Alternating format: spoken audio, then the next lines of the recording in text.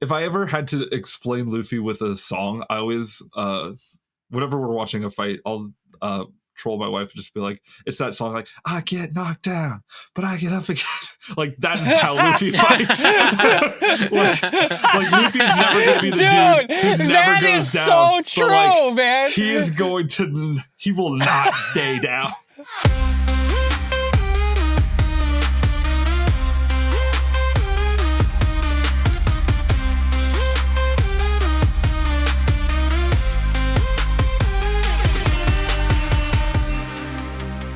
What's going on, everybody? Welcome to another week of Talking Trubbish. I'm your boy Matthew, and I'm here with my buddy Jacob and Robbie. Welcome back to the show, buddy. How you doing, man? I'm doing all right. Happy to be here again. Hell yes. This week is special. I knew this was the week to have you back. I remember saying on the pod a few episodes ago, specifically about One Piece, that I'm willing to eat my words on my view of the series. And this past weekend, or past 2 weekends now, I have started and finished at least like the first season of the live action of Netflix's version of One Piece. Yep. Yeah. And I'm halfway through the second, and I have so much to talk about with you all. As it should be. So, I mean, yeah. I think that's how it started for me too. I think I watched the first season, and after that I just got hooked. And in comparison to the anime or even the manga, like it's nothing in comparison to it. So if you get hooked with the live, you know the actual thing is fucking amazing. Yeah. So that was actually your introduction to One Piece in general, was the live action? Mm-hmm. And then you went and binged 1,000 episodes after that. Hell yeah. Fuck, that's how you dude. know it's so good. I'm watching the live action and I'm like, there's no fucking way I'm watching the anime after this thing. Like, I'm like, how long is, like, I know that this thing's condensed. I'm like, how much more is in the anime? Holy shit. Very condensed. If I'm like, right, Robbie? Like, there's so many parts that are missing, like, from like the actual anime.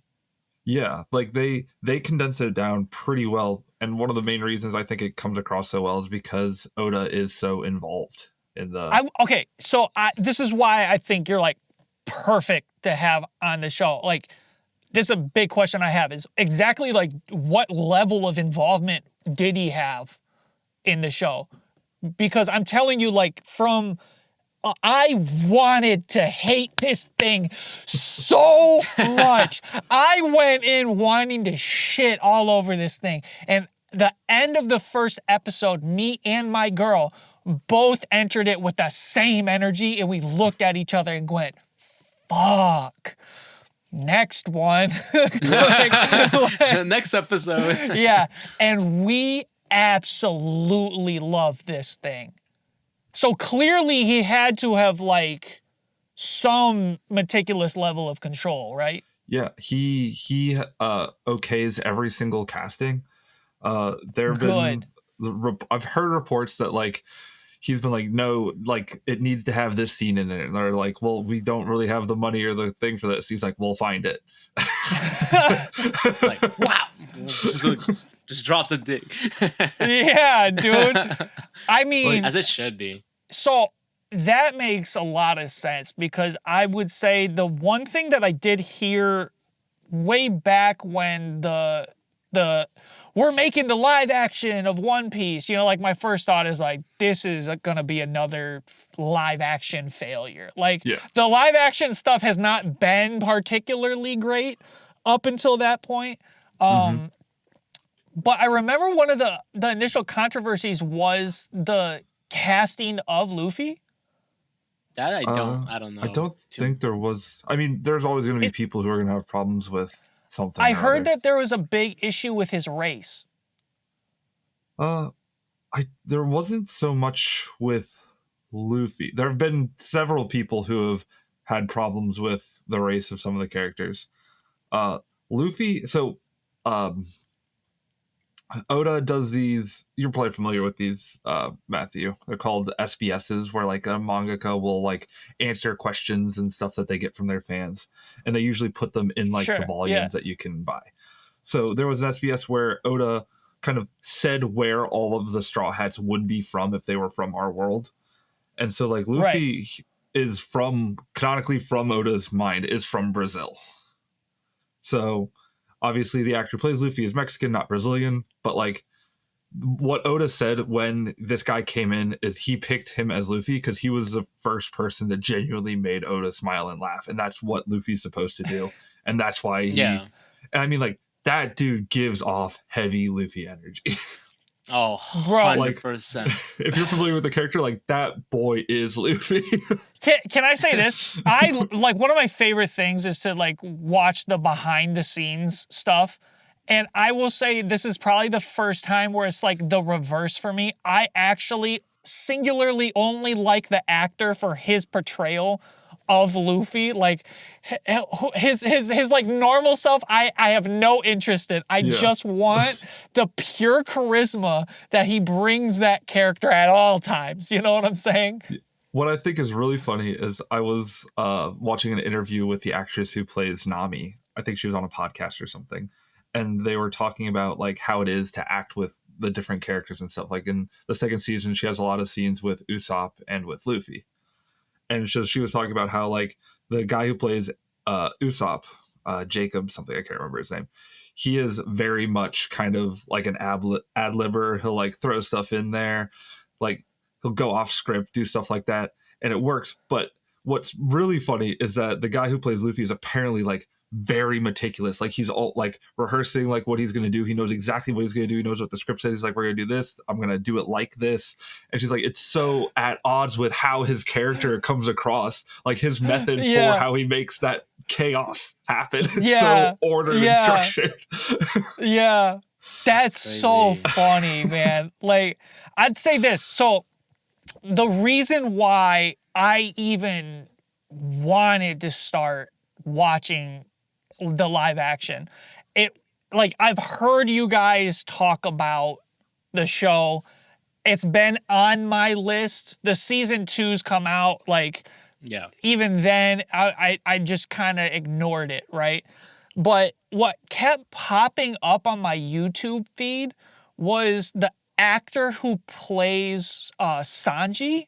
I think he has like a YouTube channel that he's making content, and like there was one thing that popped up because I watch behind the scenes of like a whole bunch of stuff. So I guess like the algorithm's like, hey, you might like this, and it was him talking about like the fight scene in season 1 in the Baratie, like your first introduction to him.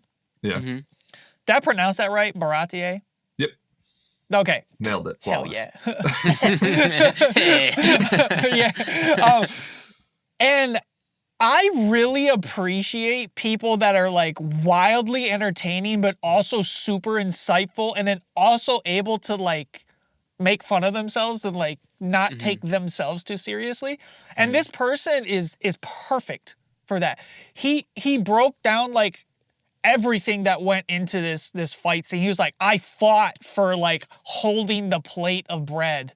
Like just even that being in the scene, he's like, no, like it has to be in the scene. Like I practiced with this thing. Like they like glued the bread to the actual prop thing so it would stay on.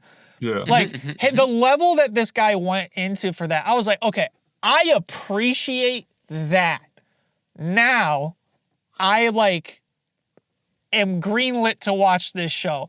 So I went in being like, yo, okay, this guy, I'm gonna like be interested to see who he is. I have again no concept of who he is in terms of the things. The people that I know of are Luffy, Zoro, and Nami. Those are like the 3 that I know about. Yeah. But like Usopp, I didn't know. And I would say for Usopp, just side tangent, I like his character in the live action way more than his anime character. 100%. Yeah. Like, he is my wife especially, Usopp and Nami are probably our two least favorite characters. Usopp is almost number one in live action. Like that dude has so much charisma. Yeah, and like a fucking freight train, bro. Him so much more in the live action than I do, because like he just gets obnoxious sometimes in the manga. He does. Yeah, and honestly, same thing with Sanji. Like, especially once you get later on, like the early stuff, Sanji is great. Like he's that very flirtatious with women, like the hard eyes and stuff like that trope. It unfortunately does get much worse. And so like when we heard that it was going to be live action, we're like, well, they have to fix Sanji, because like that barely works in the anime and the manga. Like it's gotten to the point where people are tired of it there. Like it will just not work. Like it is just assault and harassment in live action. So like they need to find something. So, But the way that they've played it off is like he's very flirtatious, but like and the actor was talking about this, how like he does it in a way where like it comes across as one-sided with no expectation of any sort of reciprocation or anything like that, with like the chivalry, the suave demeanor, like all that. And as long as they can maintain that in live action, like I said, they cannot do anything near how he gets in the he definitely can't. So he is also so much better in the live action because of that. Yeah. Damn. But so I am right in saying that like I agreed with the actors and everything. Your wife has great taste. Absolutely. For sure. But the actor who plays Sanji, like just the level of commitment for him, I'm actually curious what the other actors had like gone through. I wish that they all had like their own YouTube channels and stuff, because like I just want to know who the actor that plays Zoro, Zoro, like I want to know his shit, because apparently he's also like he plays Kenshin in like the live action Rurouni Kenshin. Like I think I heard that, and I'm like, well, that makes sense. Like he just brought his sword skills over to the next series. But he's fucking great in this one too. Oh, if you want to talk about like the actors kind of embodying their characters like outside of the screen, so apparently the guy who played Zoro fought to make sure that so you're a little bit into season 2, right? Yeah, I am. So you've seen Whiskey Peak, right? The Whiskey Peak episode? So that's the one where they go to the town and it's all the first island they get to in the Grand Line.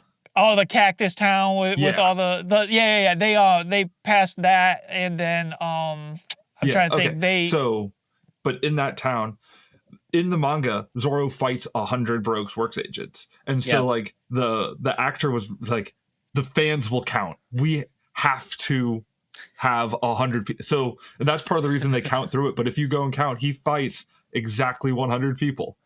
That's dude, because that fight scene was great, dude. Apparently it was like 6 days of filming, and he had a broken finger for it. Dude, that's crazy. But so after he put out a tweet or something talking about that, and then the Jacob, the guy who plays Usopp, replied to it. He's like, actually there was a scene where on the way to the ship, Usopp fought 101 people, but we had to cut it for time. He's a funny dude. That would be the most brutal thing if that was true on like any level, right? That would suck to be the actor that you had all that shit cut, man. Yeah, but it's just like, oh my god, that's the most Usopp thing ever. Okay, so I actually want to bring this back to the beginning of One Piece, because one of the reasons why I had such a hard time getting into this series and didn't like it in the first place had to do with the art style of One Piece. Mm-hmm. Since watching the series, I am trying to read the manga.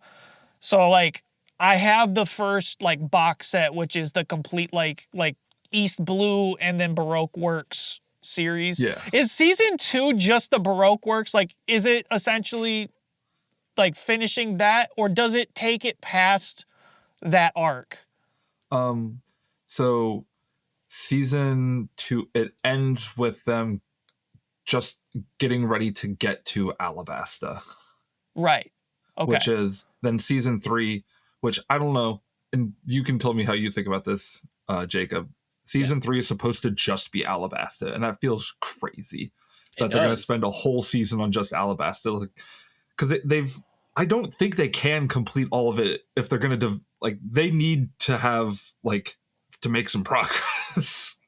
Yeah, because, they do. There's 100%. so much stuff, and spending 8 whole episodes in one place is I don't know, and I've heard theories and stuff as where people think that the series is going to end, and it's just going to kind of maybe end at Sabaody, and then Really? just use it as a jumping off point for people to then get into the manga or anime. But they just end the show there? So there's a natural kind of break point that they could do, but I don't know how you do it in the live action without that would suck. Yeah. That would suck. So let's bring this back to the start of it then, because this is kind of going to be my overarching issue that I have with the entire series, and then also what I'm most excited to explore throughout, and that is the mystery of the One Piece itself. Mm-hmm. So one of the things that I wrote in my notes here, I have a couple things that I have to explain, my perception of the show, and then kind of what I'm gonna ask you as the ignorant, this is me being this is the dummy's guide to One Piece version, is the legend of the One Piece starting from when Gold Roger gets killed and executed at the start of both the show and the series is, does Gold Roger officially call it the One Piece, or is that what other people have latched on and called it? I can't remember if Gold Roger called it the One Piece, or there just started to be this mythos that started to kind of creep up around it, and so he tells people that he left his treasure on the very last island of the Grand Line. So yeah. So in the manga, he never, in the entire time, when he gets executed, he has never mentioned One Piece. The words One Piece. I can't say that. All. It has been very... I just reread it. This morning, just to refresh, I reread it, and it's he never mentions it at all. And in my head, and I don't know why, I viscerally remember either in a narration or something way back in the day as a kid, hearing him say and I hid it all in one piece. Oh, I think that may have been the 4Kids dub. Okay, but here's the thing is that is what's ingrained in my head is some sort of congruent narration where he's alluding to it and it sounds dope. So when I'm watching the live action and he gets killed and he's not mentioned it there, I'm okay. And then I read the manga and it's the same case. And I was okay, wow. Then I would then just prompt you to wonder if the anime, the actual Japanese one did it differently, but it doesn't sound like you remember if that's the case. But, yeah, I don't know if Gold Roger ever called it One Piece or not, but his treasure, that because he does say he left all of the treasure that he gained from one place. Traveling the world in one place, and it's on the last island in the Grand Line. And I think the name just came up on its own like that because again, just because you said, it's just in one place, so they just started calling it the One Piece. It's all in one place. Yeah. See, even that explanation is more than we have in the manga right now. So it's I don't know if in the manga they go a little more in depth into, at least earlier on, but we have no information in the first volume, which ends with essentially Luffy and Zoro on a little dinghy themselves. The only information we have about the One Piece is it's Gold Roger's treasure, but it's referred to by other people. And I actually am curious if it's Kobe who mentions the One Piece first, or if it's someone early. No. It's someone from Shanks's crew that mentions it. Yeah. Like early on. But it's not anything in like the execution. No, I don't think so. I think by the time of Luffy, which is like 20 years after the execution of Gold Roger, that's when like Luffy knows about it, and Luffy obviously like his whole dream is to be king of the pirates, and to do that he needs to get the One Piece. Yeah. But yeah, that scene gets shown several times kind of throughout after you learn more stuff, so things will get recontextualized and they might refer to stuff differently when you go back and look at stuff. Because like I kind of talked about last time with the retcons, like there are so many things where like they'll show the same scene, and with the new information you have, that scene has been completely recontextualized, and you're looking at it like, oh, this means so much more now. Like there's these things in it that you saw the whole time, but now you see the meaning behind it. You're like, oh my god. Yeah. Here's the thing is one of the reasons why I kind of took even giving One Piece more of a shot was the passion that Jacob, you had been talking about the show with. Yeah. And how like actually emotional like it made you. Yeah. And a show being able to do that is something that makes me put it into like a different level of like, I need to pay attention to this. And I can say definitively that like, you're absolutely right. And I don't know why. There's just something special about the show and the story, and not knowing how it goes necessarily in like the manga or the anime, but however they condensed it and what they chose to put in, I will say that is probably going to make me eat my words and say this is probably the best fucking story that will be told on at least like television medium. And I'm really like jazzed to figure out what the long form is in manga. Like Jacobs, it's so emotional. There are so many scenes that like I've seen several times, and every single time I see them, like goosebumps, just like feel those emotions all over again. Because it just, I mean, one of the classic ones is that the scene in with Nami when she looks at Luffy and says, "Luffy, help me." Like, yeah, dude. I just said I got goosebumps right now. Yeah. Fuck, man. Like, just like, I don't know what the anime one is, dude, but the actress in the live action is just another level right now in the show. Like, I don't know how you can be that outlandish and still be like present. Like, I don't know how you make it normal, but all of them do it. And like the emotional range that everybody has, but particularly like her in that scene, like that was powerful to me. Like, and like Jacob said, where he's like, I got chills, you know, like when he's first talking about it, like I'm with my girl and we're both like, damn. Yeah. There's just so many things that you can like literally kind of reflect on it, and it kind of also does happen in real life too, where like a lot of things where like Nami, for example, I don't remember explicitly like the details of it, but basically she kept everything into herself, so she didn't want to ask for help, and Luffy, the person that he is, like got it out of her as a good friend, and she finally caved and said, help me, right? Yeah. Like, it's just deep, I think, in my opinion. So one of the main complaints about Luffy, and I have them sometimes too, especially earlier on, like he gets better kind of as you see him grow and stuff still. Because a lot of people say like, oh, he's flat, he's always the same. It's like, no, he is absolutely grown. Like the character he is right now in the manga where I'm caught up, and that boy popping out of the fucking barrel, like right, they're the same dude, and like you definitely see it, but like he has grown, and it's so cool to get to experience that. But like one of the biggest things, he's like, he's too goofy, he's silly, he's dumb, but like he has, first of all, it's a battle shonen, he's got amazing battle IQ, But then on top of that, and I think the thing that a lot of people don't realize is like he has such high emotional intelligence where he knows when people are lying to him, in that like when they say they're fine or they're doing this, he's like, no, he's like, that's not the truth. So like when Nami's telling him to go get out of here, I don't want you, I told you to go away, he's like, yep, you sure did. And then when she finally says what he knows she means is when he's like, all right, because he also says like, I'm not going to do it until you ask me, but I know you need to ask me.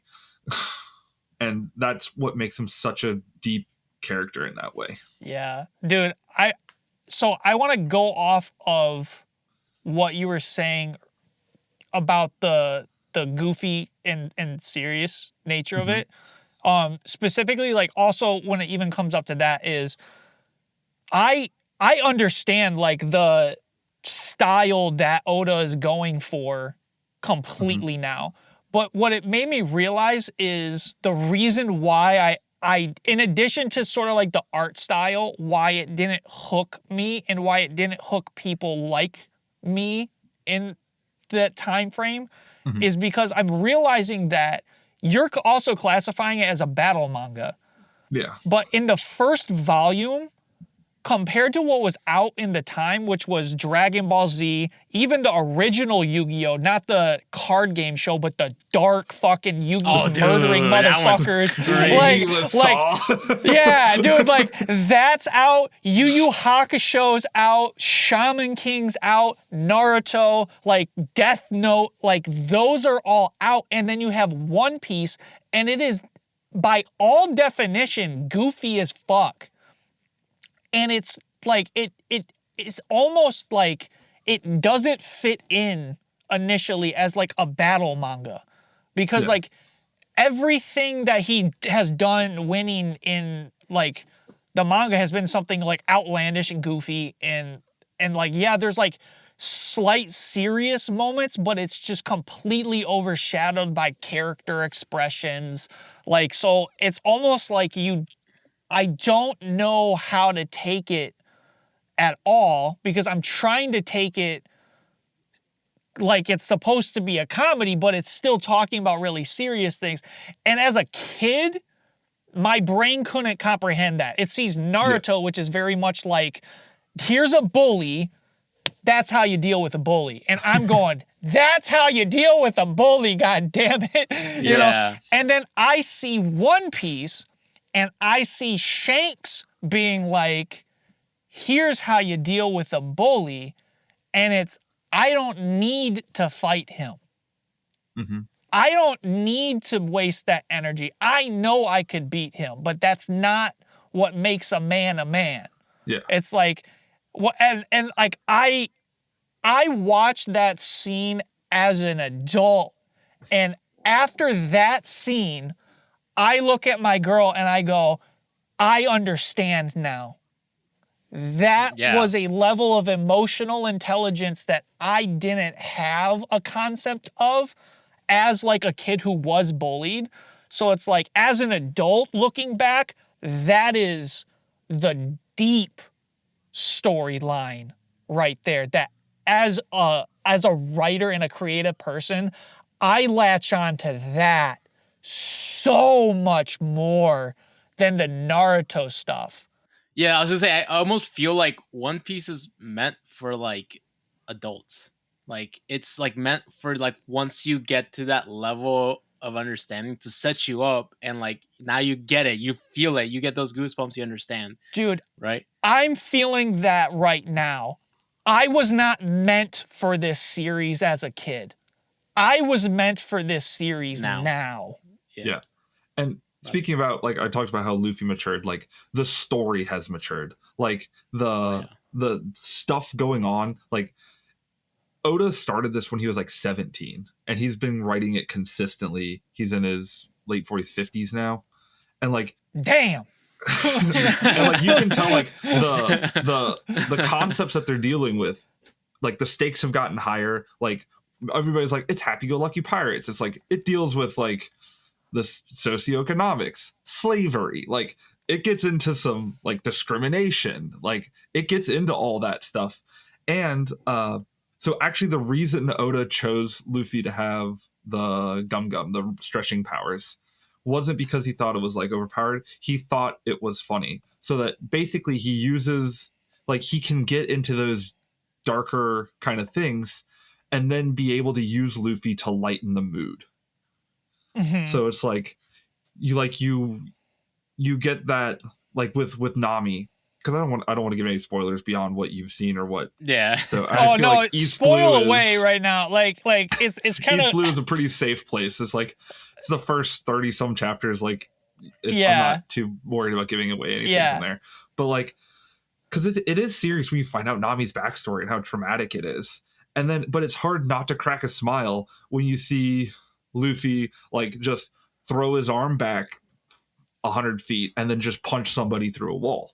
Like, yeah. I would say I do know Nami's backstory because they covered like the whole Arlog thing, right? Is there more to her backstory that I'm not aware of then? No. Wait, I was just talking about that. Yeah. Okay. Yeah. So like, I would say this.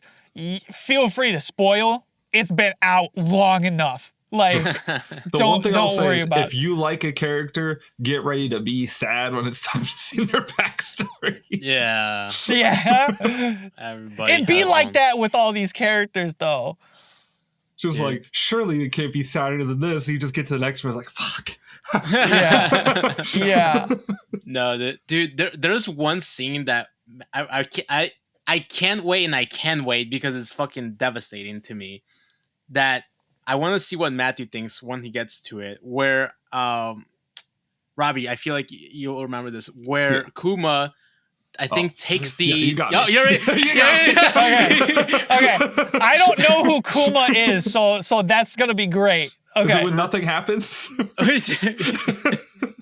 Bro, that scene that Zoro did for Luffy, just I promise you, that is the first moment that I'm not even saying tearing up. I bawled my eyes out. I fucking bawled my eyes out. I was like, fuck, dude, I feel this. All of those Straw Hats are just ride or dies for Luffy. Dude, I was fucking facts right now. I don't even know a concept like from what you're talking about. Yeah. But right at the tail end of like the season, I'm like, damn. Like, Zoro's laced up. He's like, I'm your right hand man. Like, first mate. Like, and it's funny because I saw this one reel or short video, I don't know where, but Luffy always says this when he talks about his crew. He goes, Zoro and the others. Every single time I've noticed that, and I was like, holy shit, I didn't realize that. He always says Zoro and the others. One thing that's really funny that people point out is like Luffy's a very upfront character. If you're going to do it, Matthew, you're going to read all of One Piece. Not a single time in the entirety of the manga does Luffy ever have a thought bubble. Anything that Luffy says is out loud. No fucking way. It is all on his sleeve, man. Dude, I fucking love that shit, man. And like people get like there are times where like he'll like anytime he like answers a phone or a snail or anything, like people are like don't tell him anything. And he answers like, I'm Monkey D. Luffy, the man is gonna be king of the pirates. Like he has no concept of lying because he's like he wants to be his true self all the time. Yeah. Amazing. Okay. This is question number 2 that I have when I was watching the series to reading the manga. I don't know what they do in the anime, so this is another confusion point that I have that I want clarity on. The infamous line Shanks says to the sea creature that bites his arm off. Uh-huh. Yeah. In the Netflix series, I believe it's Get Lost. Yeah. In the manga, I believe it's Get Out of Here. Yeah. What is the line? Because they're completely different, but that's like apparently like a pivotal point. So the gist is the same. I think that's what matters. I know that a lot of people have said like some of the earlier chapters in One Piece, like the translator wasn't. A lot of the current translators feel like there was a lot of things that kind of got a little, they weren't necessarily translated the best. But what I can say is the words that he uses are not important. The vibe comes across either way. Okay, Right. okay. So as long as like the vibe was correct. I didn't know if this was like I knew that moment was important, so that's why I was like, okay, fam, like I think is there some canonical like actual this is what he was supposed to say, you know, like nerd moment, like I would say Get Lost gives off a better vibe than Get Out of Here. Like it just feels more authoritative than okay. And I think that's all. Now that you say how much involvement Oda had in the show, I'm confident then in the direction of the show then being good. Yeah. Okay.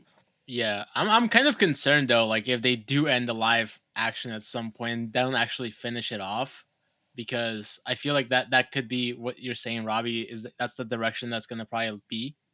Mm-hmm. Yeah, I feel like almost like people are gonna be upset about that. Like either way. Yeah, but like what? It's gonna be like 15 years. Who cares? Ride it, dude. Those actors are just like, let it go. Give me that money. We have to break this into part 1 season and part 2. Like, you know. Was it like 1.5 before we got the second season of the live action? Yeah, they did immediately go into filming the third season, like right after they wrapped filming the second season. So hopefully, if they can start to pick up the pace a little bit. But I mean, there are over like if you go to the wiki, there's over like 1,000 named characters in One Piece. So like, dude, there's gonna be people who get trimmed in there. Yeah, no shit. I'm really looking forward to seeing everything that was not put into the show, which is like adding more context to things. I have a couple questions just from the first volume of the manga to like the live action and then like the anime. In terms of what I'm wondering are future plot devices, ? Or this has never been answered. Okay. So like in the in the show, Zoro's backstory of him and Kuina, Kuina, Kuina, and their rivalry. That was phenomenal way to handle that gender dynamic. Yeah. Like I really like that. And I was really curious if that was like a live action, like we wrote that in for modern times thing. So when I read that in the manga, that was like made back in the 97. I'm like, good for you, dude. Like, holy shit. That was really powerful for me. I was like, okay. So that gave me confidence going forward. But here's the thing that kind of pissed me off a little bit. In the show, she just dies and there's no real explanation. So my question leaving the show is this some sort of like future plot device? Is she really dead? Is this like something that's used later on? Because in the manga, it's explained she fell down the stairs. Yeah. And I'm like, that's shady AF that's on itself. It's a meme in the One Piece community where it's like, she's supposedly like everybody's like, because as far as we know, she is really dead. There's nothing to indicate that she's still alive or anything like that. Okay. But everybody doesn't like that she died from falling down the stairs. Like everybody, like the bodies are feeble, and I'm like, she's the greatest fuck. She's got to have God tier footwork or something like that. Like nobody likes that explanation. Right. I think that's why they didn't include it the live action because it's but then here's the thing is when you don't include a like how she died in the live action or even really show the body, I'm going, yo, that's a plot device. I was like, yo, I bet, I'm talking to my girl, I'm like, yo, I bet so much money that she ain't really dead though. Like she's gonna come back and like she's gonna have joined some secret society and like, you know, like Zoro, like assassins trying to get hired, the Baroque works people. I was like originally thinking, I was like, yo, maybe they got to her, you know, and something. Damn it. Yeah. I thought I had that pegged, dude. I thought I had that. You thought you had something there. Yeah, dude. Yeah, no, I always thought that was a dumb way to die. I'm like, yeah, bro, she was like what, like his protege that was gonna be like the greatest like swords, like swords. How did you call it? Like swordsman? Greatest swordsman. Yeah. And I was like, how? Like that makes no sense.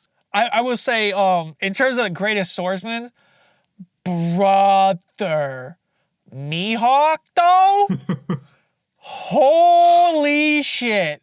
Like I haven't gotten to like the buggy fight, but like in the manga, but like I am like right now, my favorite character in the show is Mihawk.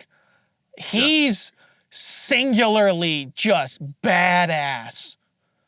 And like his sword, like I don't know how they do it in the manga, but when he just like air cuts the ship in half, I'm like, Zoro, my boy, you think you could take this dude? I'm like, damn, dude. Yeah. His little crazy. Fighting him with the teeny sword. With the little cross sword? Yeah. He takes it out of his necklace. I'm like, brother. I don't hunt rabbits with a cannon. Yeah, dude, that was like, he just dropped freaking like big dick energy right there. Holy shit, dude. Yeah, no, he's freaking dope. But the more you watch, the more you'll grab on little things that you'll just be like, man, I'm just gonna get hooked every single like episode or parts that you watch. Who is your favorite side character outside of Luffy? Because I bet you, Jacob, if I were to ask your character, you'd probably say Luffy, right? Right. Yeah, 100%. Yeah. So let's take like Luffy out of the equation. Who is your favorite character from the series, and do you have a reason why?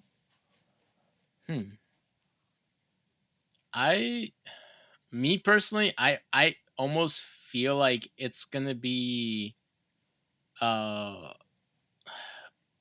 Zoro, to be honest with you, because like there was also a part where I've seen at the start of the manga or anime, it showed how much he would be laughing with others and laughing and stuff. And I think after a certain point, I don't know if it was after he fought Mihawk or after a certain point, that smile and like laughter he had, his face is always serious now.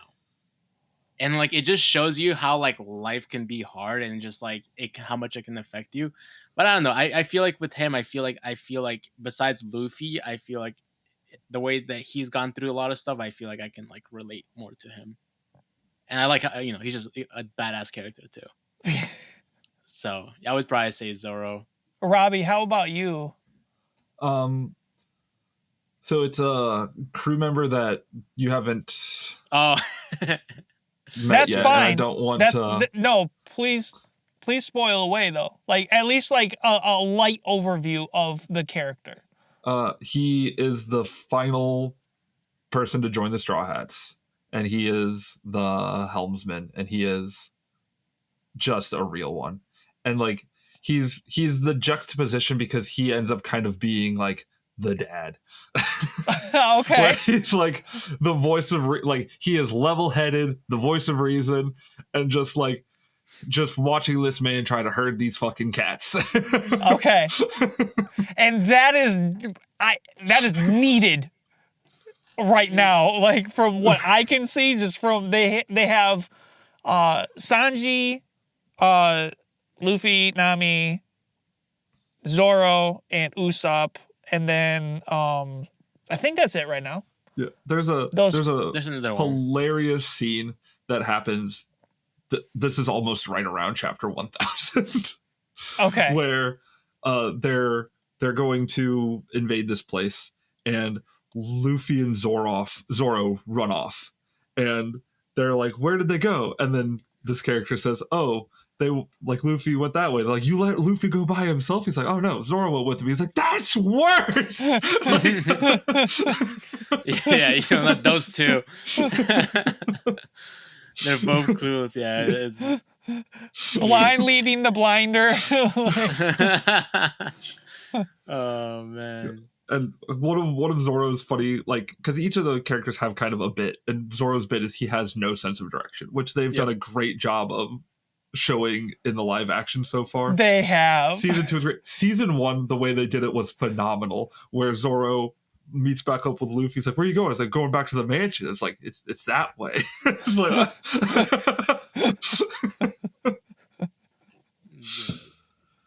dude, he has me cracking up. Just like his sort of like blunt dumbness, but then also like he's super like smart as well. Like he's fake being drunk on the island with the people. Like, and then he's just like, "Oh, ha," you know, you know. But like, I think his little the thing that makes him most endearing on the show is just the little smiles that he does, and it's almost like what Jacob, what you were saying about how like after his fight he's like kind of locked in and he's losing that sense of humor. I think in the show they're having the actor kind of play that way by having him sort of break that tough facade with these just like little like, "Oh, you got him with that one," you know, break the veneer, the facade on him. Yeah. Some of his best moments this season were in the whale. Yeah. I mean, a big sword. Big sword. That dangly thing, the uvula. Oh, yeah. The girl whale. Dude, I was dying. I didn't even know how to take that. I was like, "Oh my god." Oh shit. No, that's great. Oh, one thing that I did want to bring up that you mentioned earlier was how Luffy is like this silly, not so serious character, but he's the main character. He's the, like, you don't fuck with him, like, after you see him fighting and stuff like that. But there's something that I noticed, and this was actually mentioned too, that all these main characters in all these animes, Goku, Naruto, they're all goofy. They're all like these like strong main characters, and that is what I feel like we also need. Also, like, we just need, like, we can't always be like serious. You got to be have fun, be goofy. It doesn't mean that you're weak because you're that, right? I would say that One Piece in particular, Luffy is, of the three that just you mentioned, he's the one that doesn't take himself seriously at all. Yeah. Like, that's what makes him probably the best of them. It's like Goku's always trying to improve, Naruto's always trying to improve, and it's like, I don't really know. Luffy has one goal, and he wants to be king of the pirates. How he gets there, that's part of the fun. Yeah. And it's like, he doesn't have a mission. Like Goku has, I need to train strong, fight bad guy. Now I'm strongest, new bad guy comes, he beats me, I need to train. And it's like rinse and repeat. And it's like the same thing with Naruto. Do they have that level of rinse and repeatness with One Piece? Because right now it's really like, all the battles have been oddly like psychological. Like, he beats them with like kind of tropes, but also using his mind versus brute force. There comes a part. I mean, Robbie can say his part on this, but there comes a part where Luffy says to himself, he can't let everybody continue to die, and he has to get stronger, or like, basically get stronger for his friends. Essentially, is what I remember. I feel like, right? Yeah, there comes a moment where the first time that they lose, and like they lose hard, and that's where Luffy kind of gets to this point where he's like, I need to get stronger to be able to protect my friends. Right. And like, so there is kind of like, there is a progression where like they go from place to place, and they do face stronger and stronger opponents, and it follows kind of a thing of like Luffy fights, maybe he loses. If I ever had to explain Luffy with a song, I always whenever we're watching a fight, I'll troll my wife and just be like, it's that song like, I get knocked down but I get up again. Like that is how Luffy fights. like Luffy's never gonna be the dude who never goes down. So true, like, man. He will not stay down. Like you will damn near kill that boy, and then he is on his feet again, coming at you. Okay. All right. So that was amazing. I remember in I don't remember. I think it's like halfway through season 1 where Vice Admiral Garp throws the cannonball barehanded, just hurls it. Luffy expands, sucks it up, and like blows it back. But before that moment when they're looking and he's like, Grandpa, and it's like, at that moment, I audibly go, what the fuck? That took me by surprise. And it was so funny because I was like, oh, that's a really fun dynamic then to mess with. But it just 180, just like, Grandpa, what the fuck? Yeah, that threw me off too. Jake, you've watched the live action then read stuff, right? You said, Jacob? I watched the anime. I didn't read the manga. Sorry, so you watched the anime after watching the live action. Yeah. Okay, so my wife and I have mixed feelings about that because in the anime you don't find out that Garp is Luffy's grandpa until like the end of like the 3rd or 4th arc, like chapter 300 and something. So like we're just like, I don't know how I feel about all these live action people getting that information so early. So later. Dude, yeah, there's a few things I did notice that I was like, what the heck? Like, yeah, you don't get to know it. I do have a question about that because I had heard you allude to this, so I pieced it together that was the bit of information that they give early. Does that actually give away anything though? Because the way that I see it, it actually adds a lot of complexity that you can have in the live action, which is like, I don't know, who Smoke Homeboy who ate the smoke fruit or whatever. Yeah, he's like, you know, I hate to have to kill your grandson, you know, but and then Garp's like, it is what it is. Like, you know, he chose his path. But it's like, it adds that bit of like dynamic that I don't actually think hiding that information does anything. No, is there doesn't. any benefit in the manga to hiding that? No. And so the reason that it makes more sense the way they've done it in the live action is they completely added Garp even being involved in the start of this series. Like Garp isn't there at all. Like Garp's not the one chasing Luffy across the East Blue at all in the anime or manga. Interesting. Okay.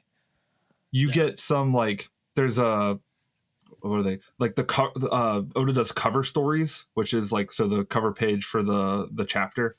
And sometimes, a lot of the time, they're just like illustration, like a reader requests, like them to draw something. But sometimes he'll do cover stories, which is a series of one shot. Basically, this is what's happening somewhere else in the world. And so, like, there were a bunch of cover stories talking about Kobe and Helmeppo's training, and it kept secret who they were training under. And then so later on is when Garp gets introduced, and you find out, oh, Luffy's grandfather is this very famous Marine Vice Admiral. Yeah. Got you. Okay. Yeah. Okay. Dude. Okay, I'm going to admit this. I still think my criticism holds true. Dude, this art is rough, bro. Like, I am trying. It is really hard for me to get through. And I think it's because I now am looking at it wanting it to be serious, because now I'm looking at it from the live action lens, which I'm like, yo, this story goes hard, bro.